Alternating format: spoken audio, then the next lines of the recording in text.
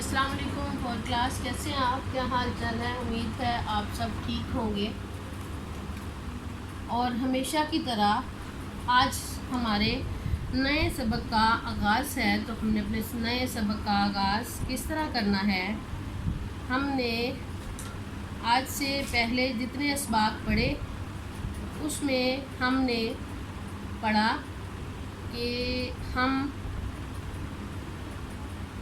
मुख्तलिफ असबाक जो थे हमने सबको गो थ्रू कर लेते हैं। ये हमारी किताब है इस्लामियात की, चहारम की, और अपनी अपनी किताबें खोले।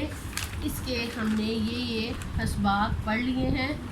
हमने ज़कात का तारुफ पढ़ा है, उसके बाद हमने शैब अबी तालिब पढ़ा है, सफ़े ताइफ पढ़ा है, हिजरत हबशा पढ़ा है, और हमने ईमानदारी का चैप्टर पढ़ा है। अब हमने इसका नया आगाज़ करना है, खिदमत खल्क। तो फोर क्लास खिदमत खल्क क्या है, यानी कि मखलूक की खिदमत करना। उसमें हमारे पास क्या होता है कि हमने अपने इर्द गिर्द के लोगों को देखना है कि लोग हमारे साथ किस तरह रहते हैं, और हमने लोगों की खिदमत का ख़्याल किस किस तरह रखना है। अल्लाह ताला ने अपनी जो मखलूक दुनिया में पैदा की है उसका सबसे ज़्यादा हक़ आपके रिश्तेदारों का है कि आपने जब भी किसी की खिदमत करनी है तो आपने अपने रिश्तेदारों को देखना है, उसके बाद आपने अपने हमसायों को देखना है, फिर आपने गरीबों, मस्कीनों और कुछ मोहताजों, बीमारों को, बूढ़ों को तो आपने देखना ही है। वो आपकी ऐसी मिसाल बनेगी कि आप अगर उनका ख्याल रखेंगे तो आपके लिए बहुत सारी आसानियाँ पैदा होंगी। ठीक है। इस्लाम में खिदमत खल्क पर ना बहुत ज़ोर दिया गया है। इस्लाम ने इस बारे में बहुत ताकीद की है कि आप अपने सारे 3 किस्म के हुकूक होते हैं, अल्लाह के हुकूक, बंदों के हुकूक। तो इन हुकूक को हम ख़त्म नहीं कर सकते। अल्लाह के हुकूक वो अल्लाह ताला के मामलात होते हैं, अल्लाह ताला उनको दरगुजर कर देता है, लेकिन बंदों के जो हुकूक हैं वो कभी माफ़ नहीं होते। आपने जिस भी शख्स को देखना है, जिसको आपकी मदद की ज़रूरत है, आपने जिसके लिए कोई काम करना है, तो आपने उसकी मदद ज़रूर करनी है कि वो आपकी अच्छाई को देखे और आपको दुआएं दे कि आपको बहुत ज़्यादा दुआओं की ज़रूरत होती है। इसी तरह अल्लाह ताला के नबी सल्लल्लाहु अलैहि वसल्लम ने मखलूक की खिदमत करने वाले के बारे में फ़रमाया है, खैरुन्नासी मन यनफ़उन्नास, लोगों में से बेहतरीन शख्स वो है जो दूसरों को फ़ायदा पहुँचाए। ठीक है। तो हमने क्या करना है, हमने हमेशा दूसरों के फ़ायदों का सोचना है, दूसरों को फ़ायदा पहुँचाना है। किसी को भी तकलीफ़ में देखें तो उसकी तकलीफ़ का फ़ौरन ही अजाला करें। ठीक है। अब हमारा सबक है खिदमत खल्क, उन्वान है उसका पढ़ाई, और हम अपनी किताब के सफ़ा नंबर 50 पर इसकी पढ़ाई कुछ इस तरह से करेंगे। खिदमत खल्क यानी इंसानों की, मखलूक की खिदमत। ठीक है। मखलूक की खिदमत। खिदमत खल्क से मुराद अल्लाह की मखलूक की खिदमत है, यानी गरीबों, मस्कीनों और मोहताजों की मदद की जाए, बूढ़ों और बीमारों को आराम पहुंचाया जाए। मुसलमान की ये शान है कि वो अपने ज़ाती फ़ायदे के मुकाबले में दूसरों के आराम और फ़ायदे का ज़्यादा ख्याल रखें। ठीक है।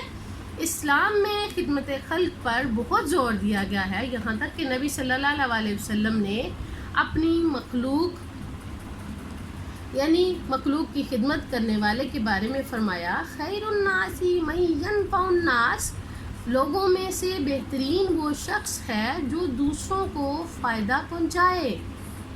इसी तरह दूसरी जगह पे नबी सल्लल्लाहु अलैहि वसल्लम ने इरशाद फरमाया, बेवा, मस्कीन, यतीम के लिए कोशिश करने वाला अल्लाह की राह में जहाद करने वाले की तरह है। अब बेवा कौन होता है? बेवा वो होती है औरत या मर्द जिसमें से किसी का खामंद या کسی کی عورت مر جائے تو ان میں دونوں کو بیوہ کا نام کہتے ہیں. عورت کو بیوہ کہتے ہیں اور خامن جس کی بیوی مر جائے اس کو کہتے ہیں رنڈوا. ٹھیک ہے.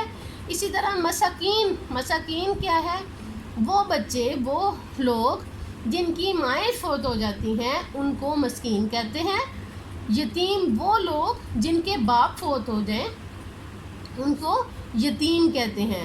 تو ان تینوں کا ایسا مقام ہے کہ آپ صلی اللہ علیہ وسلم نے فرمایا کہ آپ اگر ان کی مدد خود کرنے کی طاقت نہیں رکھتے تو اگر آپ ان کی مدد کے لیے جہاد کرتے ہیں، یعنی کہ آپ دوسروں سے مدد لے کر ان کی مدد کرتے ہیں، تو یہ آپ کا معاملہ ایک جہاد کی طرح ہے. اس کا آپ کو بہت زیادہ اجر و ثواب ملے گا. خدمت خلق کی مختلف صورتیں. سب سے پہلی صورت کیا ہے؟ مسلمانوں کا فریضہ ہے کہ وہ یتیموں کی پرورش کریں، بیواؤں کی مالی مدد کریں، بیماروں کی بیمار پرسی کریں، رشتہ داروں کا خیال رکھیں، بھوکھوں کو کھانا کھلائیں اور جسمانی ذہنی طور پر معذور لوگوں کی خدمت کریں، ان کو برا نہ سمجھیں. کچھ لوگ لاچار ہیں ہمارے پاس، ہمارے معاشرے میں ہمارے سامنے دیکھنے میں آتے ہیں تو ہم ان کو بڑا برا محسوس کرتے ہیں، ہم ان کو اپنے پاس نہیں بیٹھنے دیتے، ہم ان کی بات نہیں سنتے.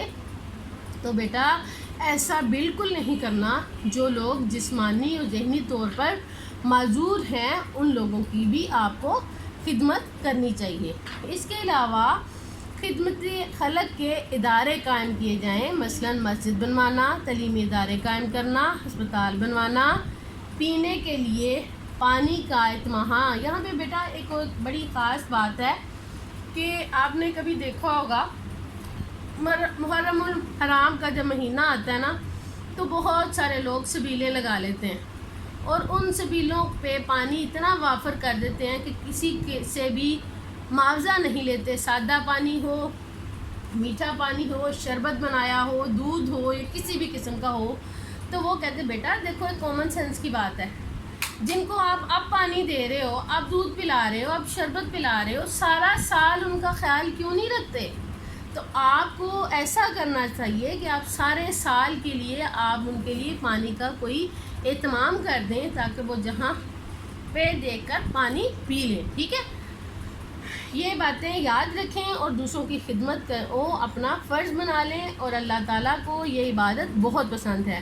نبی صلی اللہ علیہ وسلم کا طرز عمل یہ تھا کہ وہ دوسروں کی ضروریات پوری فرماتے، یتیموں اور بیواؤں کے ساتھ ہمدردی کرتے، ان کی پرورش کرتے، بیماروں کی عیادت فرماتے، قرضہ لے کر بھی ضرورت مندوں کی ضرورت کو پورا کرتے. ٹھیک ہے. ہم قرضہ لے کر بھی دوسروں کی ضرورتوں اور حاجتوں کو پورا کر سکتے ہیں. اسی طرح صحابہ کرام کا طرز عمل کیا تھا کہ وہ بھی لوگوں کی خدمت خلق کے کاموں میں دل کھول کر حصہ دیتے تھے. حضرت ابوبکر صدیق جب خلیفہ بنے تو پہلے ایک ضعیف اور عمر رسیدہ عورت کو روٹی نرم کر کے کھلاتے تھے. خلیفہ بننے کے بعد یہ کام آپ نے جاری رکھا. حضرت عمر جو تھے لوگوں کی خدمت کر کے راتوں کو گلیوں میں گشت کرتے تھے اور حاجت مندوں کی ضرورت پوری کرتے تھے. حضرت عثمان غنی نے قحط کے زمانوں میں لاکھوں روپے کا غلہ جو تھا لوگوں میں مفت تقسیم کیا. انہوں نے ہزاروں درہم کے بدلے یہودیوں سے پانی کا کنواں خریدا اور پھر ان کی خدمت میں وقف کر دیا. حضرت علی کسی سوال کرنے والے کو کبھی خالی ہاتھ نہ جانے دیتے تھے. تو ہم نے بھی کیا کرنا ہے؟ خدمت خلق کرنی ہے. یہ نہیں سوچنا کہ جو بندہ آپ کے در پہ آیا ہے کس طریقے سے آیا ہے، کیسے آیا ہے، وہ اللہ تعالیٰ کو پتہ ہے کہ آپ اس کی مدد کر سکتے ہیں یا نہیں، تو آپ اس کی مدد ضرور کریں. ٹھیک ہے.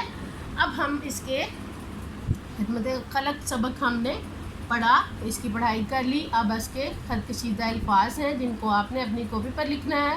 مخلوق، غریبوں، محتاجوں، خیال، فائدے، کوشش، جہاد، پرورش، مالی فریضہ قائم، تعلیمی عبادت، اہتمام، ضرورت مندوں، معذور، ضعیف، عمر رسیدہ، خاتون، کھلایا، حاجت مندوں اور لاکھوں، غلہ مفت تقسیم، یہودی.